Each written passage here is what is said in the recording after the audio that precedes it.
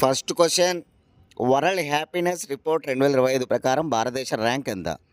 World happiness report 2025 ప్రకారం భారతదేశ rank 118. చూడండి, ప్రపంచ సంతోష సూచి 2025 ప్రకారం భారతదేశ ర్యాంక్ ఎంత అంటే కనుక 118. గత ఏడాది 126 ఉన్నింది. గత ఏడాది మనం చూసినాం కదా 126 అని. ఇప్పుడు 118 అంటే 8 ర్యాంకులు మెరుగుపరుచుకున్నాం అన్నమాట. ప్రపంచ సంతోష సూచిలో మనం ఎన్ని ర్యాంకులు మెరుగుపరుచుకున్నాం గత ఏడాదితో పోల్చినప్పుడు అంటే 8 ర్యాంకులు మెరుగుపరుచుకోవడం జరిగింది. గుర్తుపెట్టుకోవాలి. సరే, ఈ సూచిని ఎవరు రిలీజ్ చేస్తారు?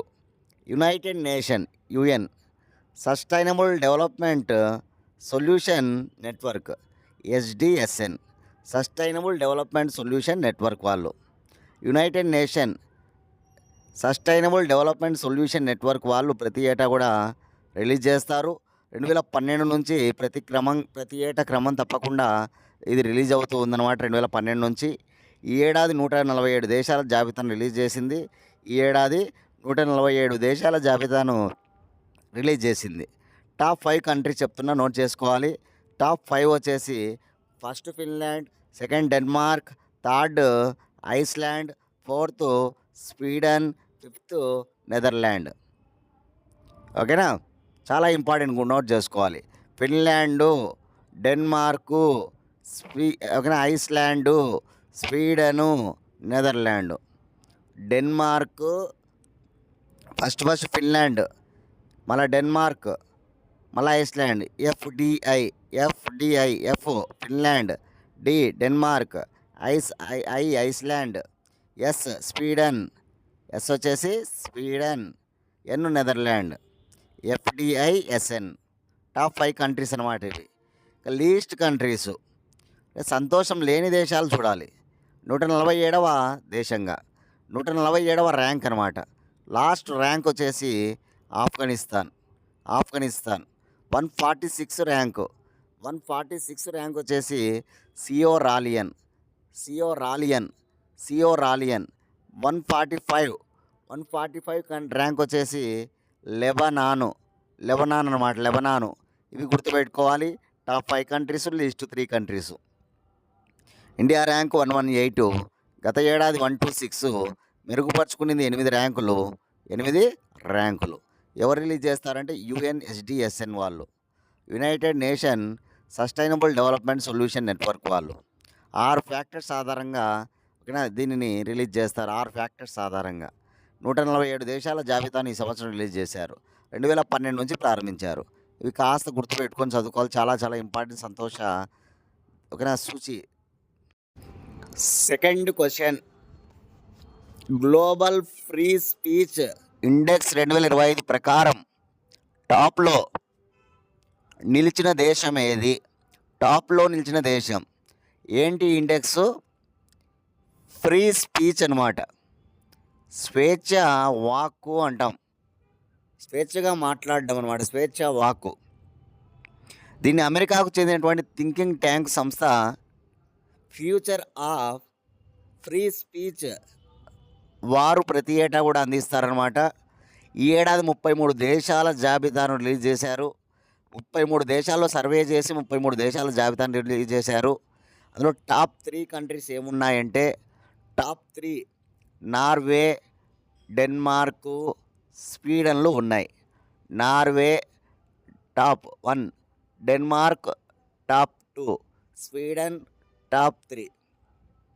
Norway 87.9 score. Norway 87.9 score. Denmark 87 స్కోర్తో సెకండ్లో ఉందన్నమాట.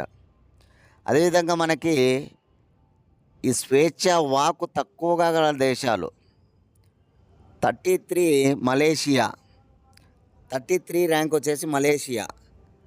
32 ర్యాంక్ వచ్చేసి ఇండోనేషియా.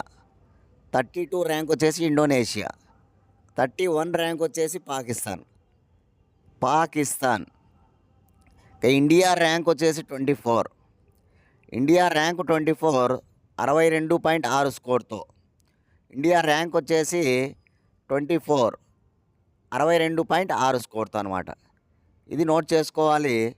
స్వేచ్ఛ వాక్కు సూచి ఫ్రీ ఓకేనా ఇండెక్స్ అనమాట. ఫ్రీ స్పీచ్ ఇండెక్స్ అంటారు అనమాట దీన్ని. ఫ్రీ స్పీచ్ అంటే కనుక స్వేచ్ఛ, ఫ్రీ అంటే స్వేచ్ఛ, ఓకేనా, స్పీచ్ అంటే కనుక మాట్లాడడం. ఇక నా నుంచి మీకు క్వశ్చన్ ఏమిటంటే కనుక ఇటీవల బోంగో సాగర్ విన్యాసాలు నిర్వహించబడ్డాయి. బోంగో సాగర్ విన్యాసాలు ఏ 2 దేశాల మధ్య నిర్వహించబడ్డాయి? అదేవిధంగా వరుణ నావికా విన్యాసాలు నిర్వహించబడ్డాయి. వరుణ నావికా విన్యాసాలు ఏ 2 దేశాల మధ్య నిర్వహించబడ్డాయి? ఇదే నెలలో మనం చెప్పుకున్నటువంటివి. కాబట్టి నోట్ చేయండి. కామెంట్ బాక్స్లో మీ సమాధానాన్ని తెలియజేయండి. చూద్దాం. థర్డ్ క్వశ్చన్, ప్రపంచంలోనే విడుదలైన తొలి ఏఐ ఆధారిత వార్తాపత్రిక ఏది? ఏఐ ఆధారిత వార్తాపత్రిక పేరు ఇక్కడ చూడండి, 4th ఆప్షన్ చూడండి ఒకసారి. Il Foglio, FOGLIO. ఇదనమాట వార్తాపత్రిక. ఇక్కడ ఇమెయిల్ కూడా మీరు చూడవచ్చు. ఐఎల్ ఫాగ్లియో అనేటువంటిది ప్రపంచంలోనే తొలి ఏఐ ఆధారిత వార్తాపత్రిక, న్యూస్ పేపర్ అనమాట. Artificial intelligence based news paper, first news paper ఇదే. పూర్తి స్థాయిలో ఆర్టిఫిషియల్ ఇంటెలిజెన్స్ ఆధారిత న్యూస్ పేపర్ అంట ఇది, తొలి పత్రిక. కాబట్టి ఇటలీ వార్తా సంస్థ ఫాగియో దీనిని ప్రచురించింది. ఇటలీ వార్తా సంస్థ ఫాగియో దీనిని ప్రచురించిందనమాట. డైరెక్ట్ బిట్ అనమాట ఇది. కాబట్టి గుర్తుపెట్టుకోవాలి, చాలా ఇంపార్టెంట్. ఆర్టిఫిషియల్ ఇంటెలిజెన్స్ ఆధారితంగా ఏవైనా ఫస్ట్ అనేటువంటి విషయంతో వస్తే మనం నేర్చుకోవాలి. మన భారతదేశ విషయానికి వస్తే కనుక ఫస్ట్ ఆర్టిఫిషియల్ ఇంటెలిజెన్స్ టీచర్ వచ్చేసి ఏఐ టీచర్ వచ్చేసి ఐరీసు. అదేవిధంగా artificial intelligence anchor Sana. First artificial intelligence anchor Sana అనమాట. ఫస్ట్ ఆర్టిఫిషియల్ ఇంటెలిజెన్స్ ఓకేనా. ఇంజనీర్ వచ్చేసి దేవిక. అదేవిధంగా first artificial intelligence miss India. First artificial intelligence సంబంధించి మిస్ ఇండియా వచ్చేసి శతావరి. అదేవిధంగా దూరదర్శన్ ఆర్టిఫిషియల్ ఇంటెలిజెన్స్ యాంకర్స్ వచ్చేసి భూమి మరియు క్రిష్. ఇక్కడ దూరదర్శన్లో ఫస్ట్ ఆర్టిఫిషియల్ ఇంటెలిజెన్స్ వచ్చేసి వాళ్ళ పేర్లు భూమి, క్రిష్. నా నుంచి మీ క్వశ్చన్ ఏంటంటే కనుక ఇటీవలనే first artificial intelligence pop stars, lady pop star, అదేవిధంగా జెంట్కు సంబంధించి పాప్ స్టారు, వాళ్ళ పేర్లు కామెంట్ బాక్స్లో మీ సమాధానాన్ని తెలియజేయండి. పాప్ స్టార్స్ అనమాట. First artificial intelligence pop stars అనమాట. భారతదేశంలో వాళ్ళ పేర్లు ఏంటి? క్వశ్చన్ నెంబర్ 4, ఏడిఆర్ రిపోర్ట్ ప్రకారం సంపన్న ఎమ్మెల్యేలు కలిగిన టాప్ రాష్ట్రం ఏది? చూడండి, ఏడిఆర్ రిపోర్ట్. నిన్న మనం క్రిమినల్ కేసులు అత్యధికంగా ఉన్నటువంటిది ఎమ్మెల్యేలు ఎవరు అని మనం ఏడిఆర్ రిపోర్ట్లో మనం చూసామన్నమాట. ఇప్పుడు ఏడిఆర్ రిపోర్ట్ ప్రకారం సంపన్న ఎమ్మెల్యేలు అంటే అత్యధిక ఆస్తులు కలిగినటువంటి ఎమ్మెల్యేలు కలిగినటువంటి రాష్ట్రాల జాబితాని ఇవ్వడం జరిగిందనమాట. నోట్ చేసుకోవాలి, చాలా ఇంపార్టెంట్గా. టాప్లో ఉన్నటువంటిది ఏదంటే కనుక ఆంధ్రప్రదేశ్. చూడండి, అత్యధిక ఎమ్మెల్యేల యొక్క ఆస్తులు సగటుగా తీసుకుంటే కనుక టాప్లో ఉన్న రాష్ట్రాలు ఫస్ట్ ఆంధ్రప్రదేశ్, 2 కర్ణాటక, 3 మహారాష్ట్ర, 4 తెలంగాణ. ఆంధ్రప్రదేశ్, కర్ణాటక, తెలంగాణ, ఆంధ్రప్రదేశ్, కర్ణాటక, మహారాష్ట్ర, తెలంగాణ టాప్ 4 అనమాట. ఆంధ్రప్రదేశ్, కర్ణాటక, మహారాష్ట్ర, తెలంగాణ స్థానం 4. టాప్ వచ్చేసి ఆంధ్రప్రదేశ్. తెలుగు రాష్ట్రాలు టాప్ 4లో ఉన్నాయన్నమాట.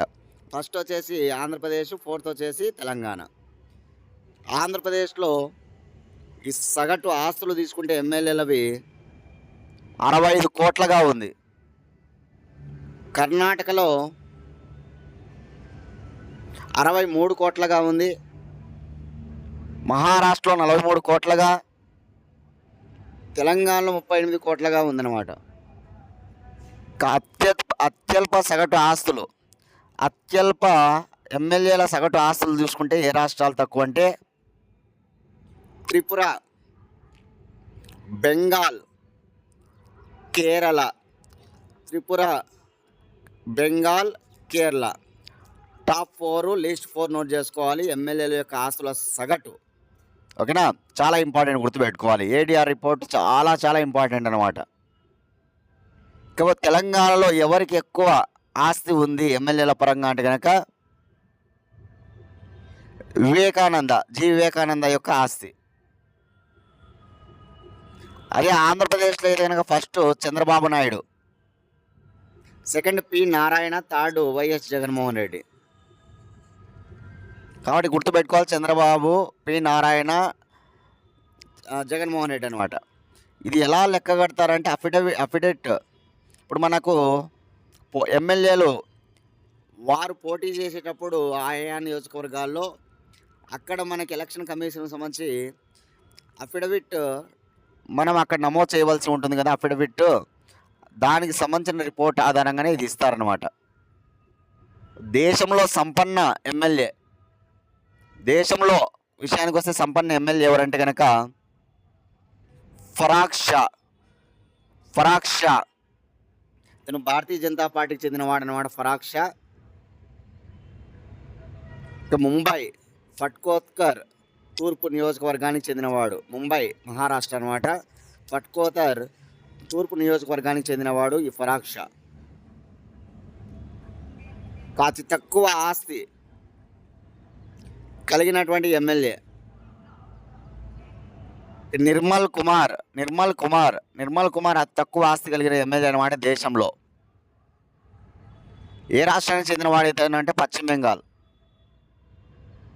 పశ్చిమ బెంగాల్ అనమాట. 1700 రూపాయలు ఇతని యొక్క ఆస్తి. 1700 రూపాయలు నిర్మల్ కుమార్ది, 1700 రూపాయలు అనమాట. అదే ఫరాక్ షాద్ అయితే కనుక 3400 కోట్లు. 3400 కోట్లు ఫరాక్ షాద్ అనమాట. కాబట్టి గుర్తుపెట్టుకోవాలి, అత్యధిక ఆస్తి కలిగినటువంటి ఎమ్మెల్యే దేశంలో ఎవరు, తక్కువ ఆస్తి కలిగినటువంటి ఎమ్మెల్యే ఎవరు. అదే ఆంధ్రప్రదేశ్లో ఎక్కువ ఆస్తి కలిగినటువంటి ఎమ్మెల్యే ఎవరు. ఆంధ్రప్రదేశ్లో, తెలంగాణలో ఎక్కువ ఆస్తి కలిగిన ఎమ్మెల్యే ఎవరు. రాష్ట్రాల జాబితాను కూడా చూసుకోవాలి. Question number 5.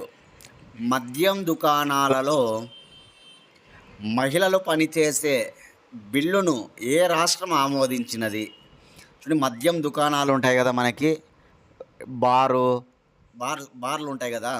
ఆ బార్లలో, మద్యం దుకాణాలలో మహిళలు పనిచేసేటువంటి బిల్లును ఏ రాష్ట్ర ప్రభుత్వం ఆమోదించింది ఇప్పుడు అంటే కనుక వెస్ట్ బెంగాల్ అనమాట.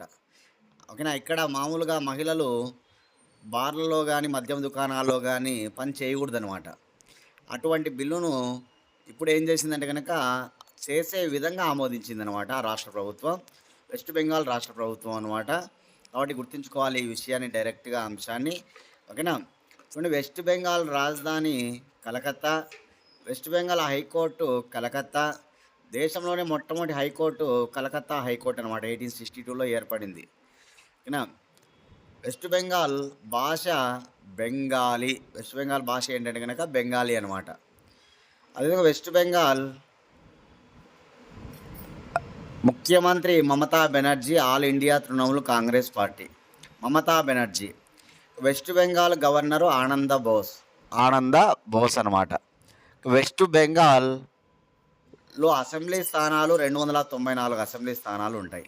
294 అసెంబ్లీ స్థానాలు, 42 లోక్సభ స్థానాలు, 16 రాజ్యసభ స్థానాలు ఉంటాయి. వరి ఉత్పత్తిలో ప్రథమ రాష్ట్రం వెస్ట్ బెంగాల్. కాగితం ఉత్పత్తిలో ప్రథమ రాష్ట్రం వెస్ట్ బెంగాల్. వెస్ట్ బెంగాల్లో 2 పులుల సంరక్షణ కేంద్రాలు ఉంటాయి. ఆ 2 టైగర్ రిజర్వులు వచ్చేసి ఒకటి Sundarban tiger reserve, 2 Buxa tiger reserve, BUXA Buxa tiger reserve అనమాట. బట్ వెస్ట్ బెంగాల్ అనేది చాలా ఫేమస్ స్టేట్. ఇంకా బ్రిటిష్ వారు కలకత్తాను ప్రధాన కేంద్రంగా చేసుకుని దేశాన్ని పరిపాలించడం జరుగుతుందన్నమాట. కాబట్టి మనం గుర్తుపెట్టుకోవాలి, మనం బెంగాల్ గవర్నర్ జనరల్ అని చదువుకుంటాం మనం హిస్టరీలో. మొదటి బెంగాల్ గవర్నర్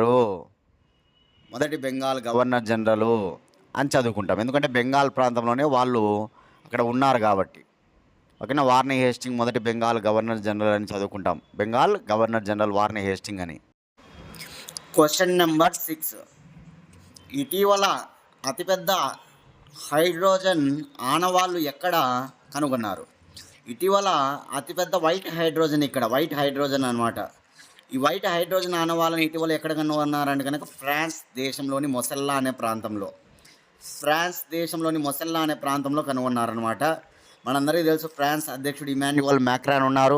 గత ఏడాది మన యొక్క రిపబ్లిక్ డే వేడుకలకు చీఫ్ గెస్ట్గా వచ్చాడనమాట. రిపబ్లిక్ డే వేడుకలకు చీఫ్ గెస్ట్గా గత ఏడాది 2024లో వచ్చాడనమాట. ఈ ఏడాది ఎవరు వచ్చారు? కామెంట్ బాక్స్లో మీ సమాధానాన్ని తెలియజేయండి. రిపబ్లిక్ డే వేడుకలకి వైట్ హైడ్రోజన్ అంటే ఏం లేదు, భూగర్భంలో దొరికేటువంటి సహజ సిద్ధమైనటువంటి శుద్ధ హైడ్రోజన్. భూగర్భంలో లభించేటువంటి సహజ సిద్ధమైనటువంటి శుద్ధ హైడ్రోజనే ఈ వైట్ హైడ్రోజను. ఇది శుద్ధమైనటువంటి ఘనరూపంగా దీన్ని మనం వాడుకోవచ్చు. శుద్ధమైనటువంటి ఇంధనంగా దీన్ని మనం వాడతామన్నమాట. కాబట్టి గుర్తుపెట్టుకోవాలి, వైట్ హైడ్రోజన్ ఈరోజు ఎక్కడ కనుగొనబడింది అంటే కనుక ఫ్రాన్స్ దేశంలోని మొసెల్లా అనే ప్రాంతంలో. దీని అంచనా వచ్చేసి 46 మిలియన్ టన్నులు అనమాట. 46 మిలియన్ టన్నుల నిల్వ ఉన్నట్టుగా అంచనా వేస్తున్నారు. దీని విలువ వచ్చేసి 92 ట్రిలియన్ డాలర్ల విలువ అయ్యింది ఉండొచ్చని. 92 ట్రిలియన్ డాలర్ల విలువ అయ్యి ఉండొచ్చని చెప్పేసి అంచనా వేస్తున్నారు. నిల్వ వచ్చేసి 46 మిలియన్ టన్నులు. దీని విలువ వచ్చేసి 92 ట్రిలియన్ డాలర్లు అనమాట. కాబట్టి గుర్తుపెట్టుకోవాలి, వైట్ హైడ్రోజన్ ఫ్రాన్స్ దేశంలోని మొసెల్లా అనే ప్రాంతం ఇది. ఓకేనా. ఈ సంవత్సరం ఆర్టిఫిషియల్ ఇంటెలిజెన్స్ సమ్మిట్ కూడా మనకు ఫ్రాన్స్లోనే జరిగింది. ఆర్టిఫిషియల్ ఇంటెలిజెన్స్ సమ్మిట్ జరిగితే కనుక ప్రధానమంత్రి నరేంద్ర మోడీ ఫ్రాన్స్లోని ప్యారిస్కి వెళ్ళడం జరిగింది, మనం చెప్పుకున్నాం. కాబట్టి ఫ్రాన్స్ తరచుగా వార్తల్లో ఉంటుందన్నమాట. కాబట్టి గుర్తుంచుకోవాలి. ఈ ఏడాది గణతంత్ర దినోత్సవ వేడుకలకు చీఫ్ గెస్ట్గా వచ్చింది ఎవరు? కామెంట్ బాక్స్లో మీ సమాధానాన్ని తెలియజేయండి. అదేవిధంగా ఫ్రాన్స్ దేశ ప్రధానమంత్రి ఎవరు? కామెంట్ బాక్స్లో మీ సమాధానాన్ని తెలియజేయండి. ఫ్రాన్స్ దేశ ప్రస్తుత ప్రధానమంత్రి. Question number 7. ప్రపంచంలో చక్కెర ఉత్పత్తిలో ప్రథమ దేశంగా ఏది కలదు? ప్రపంచంలో చక్కెర ఉత్పత్తిలో ప్రథమ దేశంగా మన భారతదేశమే ఉంటుంది. భారతదేశం అన్నమాట. భారతదేశం ప్రపంచ చక్కెర ఉత్పత్తిలోనే కాదు, ఆ చక్కెరను వినియోగించుకోవడంలో కూడా భారతదేశమే టాప్ అనమాట. చక్కెర ఉత్పత్తిలో, చక్కెర వినియోగంలో ప్రథమ దేశంగా భారతదేశం ఉంది. ఈ విషయాన్ని ఐఎస్ఎంఏ వాళ్ళు తెలియజేశారు. ఐఎస్ఎంఏ అంటే Indian sugar and bio energy manufacturing association వారు ఐఎస్ఎంఏ అంటాం. Indian sugar and bio energy manufacturing association. ఈ ఐఎస్ఎంఏ ప్రధాన కార్యాలయం న్యూఢిల్లీలో ఉందన్నమాట. న్యూఢిల్లీ. ఇక భారతదేశంలో రాష్ట్రాలు, చక్కెర ఉత్పత్తిలో ప్రథమ రాష్ట్రాలు వరుసగా ఒక 3 చూస్తే మనం ఫస్ట్ మహారాష్ట్ర, ఉత్తరప్రదేశ్, 2 మహారాష్ట్ర, 3 కర్ణాటక అనమాట. ఉత్తరప్రదేశ్, మహారాష్ట్ర, కర్ణాటకలు టాప్లో ఉన్నాయన్నమాట ఈ చక్కెర ఉత్పత్తిలో. ప్రపంచంలో అయితే భారతదేశం టాప్లో ఉంది. అది ఉత్పత్తి పరంగా అయినా సరే, వినియోగం పరంగా అయినా సరే. చక్కెర మనకు అనగానే చెరకు నుంచి లభిస్తుంది, అందరికీ తెలుసు. చెరకు యొక్క సైంటిఫిక్ నేమ్ వచ్చేసి షాకారం అఫిసినారిస్. చెరకు సైంటిఫిక్ నేమ్ వచ్చేసి షాకారం అఫిసినారిస్ అనమాట. అంతేకాదు, పెట్రోల్లో ఇథనాల్ అనేటువంటి ఇథనాల్ ఉంది కదా మనకి, అది కూడా చెరకు నుంచి మనం తయారు చేస్తాం. ఈ పెట్రోల్లో ఇథనాల్ యొక్క మిశ్రమాన్ని మన భారత ప్రభుత్వం బాగా ప్రోత్సహిస్తూ ఉందన్నమాట. పెట్రోల్లో ఇథనాల్ యొక్క మిశ్రమాన్ని భారత ప్రభుత్వం బాగా ప్రోత్సహిస్తూ ఉంది, మనందరికీ తెలుసు ఆ విషయం కూడా. కాబట్టి ఒక చెరకు అనగానే షాకారం అఫిసినారిస్. చెరకుకు వచ్చే తెగులు ఎర్రకొల్లు తెగులు వస్తుందన్నమాట చెరకు పంటకి. మనకు తెలిసి ఎర్రకొల్లు తెగులు అంటుంటాం. ఓకేనా. కాబట్టి గుర్తుపెట్టుకోవాలి. ఓకేనా.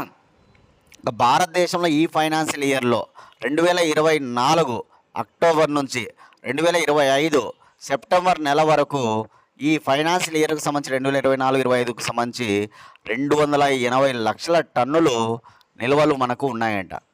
ఎప్పటికి బాగా 2024 అక్టోబర్ నెల నుంచి మొదలుకుంటే 2025 సెప్టెంబర్ నెల వరకు కూడా మనకి ఇవి ఉపయోగపడతాయి అన్నమాట. ఎన్ని లక్షల టన్నులు? 280 లక్షల టన్నులు అన్నమాట. భారతదేశంలో నెలసరి వినియోగం సగటున చూస్తే 22.8 లక్షల టన్నులు ఉంటుందంట. ఇక్కడ 22.8 లక్షల టన్నులు ఉంటుందన్నమాట. ఓకేనా. అదే పండగ సీజన్లో అయితే 23 లక్షల టన్నుల వరకు ఉంటుందని చెప్పి ఈ ఐఎస్ఎంఏ వాళ్ళు చెప్పారనమాట. ఐఎస్ఎంఏ వారు చెప్పారు. Question number 8. లోక్సభ కార్యదర్శి మరియు కేంద్ర ఐటీ శాఖ కలిసి ఏ ప్రాజెక్టును ప్రారంభించినది? చూడండి, లోక్సభ సెక్రటరేట్ ఏదైతే ఉంటుందో ఈ లోక్సభ సెక్రటరేటు మరియు ministry of electronics and information, ఓకేనా, ministry of electronics and information technology IT, ఈ రెండు కలిసి ప్రారంభించినటువంటి ఒక ఇనిషియేటివ్ అనమాట. ఆ ఇనిషియేటివ్ పేరు సంసద్ భాషిని. సంసద్ భాషిని ఏ రెండు సంతకాలు చేశాయనేది గుర్తుపెట్టుకోవాలి ఇక్కడ. ఒకటి లోక్సభ సెక్రటరేటు, రెండో వచ్చేసి ministry of electronics and information technology వాళ్ళు. ఈ రెండు కలిసి ఓకే దీనిపైన సంతకం చేశాయన్నమాట, ఈ ఇనిషియేటివ్ పైన. ఆ ఇనిషియేటివ్ నేమ్ వచ్చేసి ఓకేనా మనకి సంసద్ భాషిని అనమాట. దేనికోసం ఈ సంసద్ భాషిని అంటే ఏం లేదు, లోక్సభలో కార్యకలాపాలను మరింత పెంచడం కోసం బహుభాషను మద్దతు, లోక్సభ కార్యకలాపాలను మరింత పెంచడంలో భాగంగా బహుభాషా మద్దతును ప్రోత్సహించడం. ఈ బహుభాషా మద్దతును ప్రోత్సహించడంలో భాగంగా ఆర్టిఫిషియల్ ఇంటెలిజెన్స్ను తీసుకురావడం.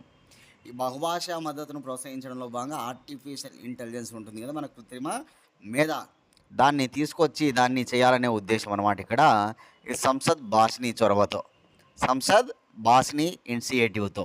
కాబట్టి గుర్తుపెట్టుకోవాలా ఈ విషయాన్ని. బహుభాష మద్దతు అనేది సింగిల్ బిట్, ఓకేనా. బహుభాష మద్దతును ప్రోత్సహించడం అనేది ఇక్కడ లక్ష్యం అనమాట. బహుభాషా మద్దతును ప్రోత్సహించడం అనేటువంటిది లక్ష్యంగా మనం చూసుకోవాలి. 9th క్వశ్చన్, ఆర్టిఫిషియల్ ఇంటెలిజెన్స్ మరియు అభివృద్ధి కోసం ఆంధ్రప్రదేశ్ ప్రభుత్వం ఏ ఫౌండేషన్తో ఒప్పందం కుదుర్చుకున్నది? చూడండి, ఆర్టిఫిషియల్ ఇంటెలిజెన్స్ కృత్రిమ మేధ మరియు స్టేట్ డెవలప్మెంట్ రాష్ట్ర అభివృద్ధి కోసం ఆంధ్రప్రదేశ్ గవర్నమెంట్ ఏ ఫౌండేషన్తో ఒప్పందం కుదుర్చుకున్నది అంటే కనుక గేట్స్ ఫౌండేషన్. చూడండి, ఆంధ్రప్రదేశ్ ప్రభుత్వం గేట్స్ ఫౌండేషన్ మధ్య అవగాహన ఒప్పందం కుదిరిందనమాట. ప్రజా సంక్షేమం కోసం సాంకేతిక పరిజ్ఞానాన్ని ఉపయోగించుకునేందుకు MOU పైన ఇద్దరు కూడా సంతకాలు చేశారు. దీనికోసం ప్రజా సంక్షేమం కోసం సాంకేతిక పరిజ్ఞానం అంటే ఆర్టిఫిషియల్ ఇంటెలిజెన్సే సాంకేతిక పరిజ్ఞానం అంటే, దాన్ని ఉపయోగించుకునేందుకు MOU పైన సంతకాలు చేసినట్లు తెలిపారనమాట. కానీ దేనిలో లక్ష్యంగా, దేనికోసం ఇది అంటే కనుక ఆరోగ్య సంరక్షణ, వ్యవసాయం, విద్య, మెడ్టెక్, ఆరోగ్య సంరక్షణ, వ్యవసాయము, విద్య, మెడ్టెక్ వంటి కీలక రంగాలు ఏవైతే ఉంటాయో ఆ కీలక రంగాలలో ఖర్చు సమర్థవంతమైన మరియు స్కేలబుల్ పరిష్కారాలను సమగ్రపరచడం ద్వారా ప్రజా సంక్షేమం కోసం సాంకేతికతను ఉపయోగించుకోవడం ఈ అవగాహన ఒప్పందం లక్ష్యం అన్నమాట. ఈ కీలక రంగాలు ఏవైతే ఉంటాయో అందులో ఖర్చు సమర్థవంతమైన మరియు స్కేలబుల్ పరిష్కారాలను సమగ్రపరచడం అన్నమాట. దానికోసం దేన్ని ఉపయోగించుకుంటారు ఇక్కడ అంటే కనుక ఈ సాంకేతిక పరిజ్ఞానాన్ని ఉపయోగించుకోవడం జరుగుతుంది అనమాట గేట్స్ ఫౌండేషన్ ద్వారా. ఏ ఫౌండేషన్ ద్వారా? గేట్స్ ఫౌండేషన్ ద్వారా అనమాట. అదనమాట గుర్తుంచుకోవాలి, చాలా చాలా ఇంపార్టెంట్ ఒప్పందం ఇది. Last question, kabaddi world cup 2025 ఏ దేశంలో నిర్వహించబడినది? చూడండి, కబడ్డీ వరల్డ్ కప్ 2025 ఏ దేశంలో నిర్వహించబడింది అంటే కనుక ఆన్సర్ ఇక్కడ ఇంగ్లాండ్ అనమాట. సెకండ్ ఎడిషన్ మార్చి 17 స్టార్ట్ అయింది, మార్చి 23 వరకు జరుగుతుంది. మెన్స్ సంబంధించి 9 టీములు, ఉమెన్స్ సంబంధించి 6 టీములు, మెన్స్కు సంబంధించి 9 టీములు, ఉమెన్స్కు సంబంధించి 6 టీములు పార్టిసిపేట్ చేస్తాయన్నమాట.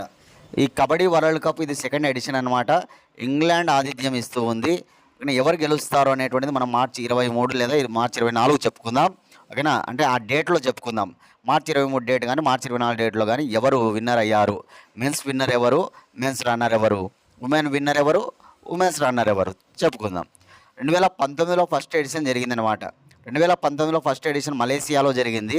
ఆ మలేషియాలో జరిగినప్పుడు మనము విన్నర్ అనమాట భారతదేశమే, మెన్స్ విన్నరు భారతదేశమే, ఓకేనా. ఉమెన్స్ విన్నర్ కూడా భారతదేశమే అనమాట ఆ రోజు 2019లో. మళ్ళీ 5 ఏళ్ళ తర్వాత మళ్ళీ జరుగుతూ ఉందన్నమాట ఈ సెకండ్ ఎడిషన్ ఎక్కడ అంటే కనుక ఇంగ్లాండ్ దేశం ఆతిథ్యం ఇస్తూ ఉంది. ఎన్ని టీములు పాల్గొంటాయి మెన్స్కి సంబంధించి? 9 టీములు అనమాట. అదే ఉమెన్స్కి సంబంధించి 6 టీములు పాల్గొంటాయి. ఓకేనా, ఇంపార్టెంట్ గుర్తుపెట్టుకోవాలి ఎక్కడ అనేటువంటిది ఇంపార్టెంట్. విన్నర్ రన్నర్ కూడా చూద్దాం తర్వాత. ఓకేనా, రైట్. క్లాస్ ఫాలో అయిన వాళ్ళందరూ కూడా లైక్ చేయండి. ఇంకా ఎవరైనా సబ్స్క్రైబ్ చేసుకోతే సబ్స్క్రైబ్ చేసుకోండి. మన ఛానల్ని మీ ఫ్రెండ్స్ ఉంటే వారికి కూడా ముగ్గురికి షేర్ చేయండి. డైలీ ఎగ్జామ్స్ రాసుకోవాలనుకుంటే కనుక మీరు 8186006848 అనే నెంబర్కి మీరు కాల్ చేసి ఎగ్జామ్ రావాలి కనుక్కొని డైలీ జనరల్ స్టడీస్ ఎగ్జామ్స్ రాసుకుంటూ రావచ్చు. మీరు టాపిక్ వైజ్ టెస్టులు పెడుతూ ఉంటాం, అవి నీట్గా రాసుకుంటూ ఉండొచ్చు అనమాట.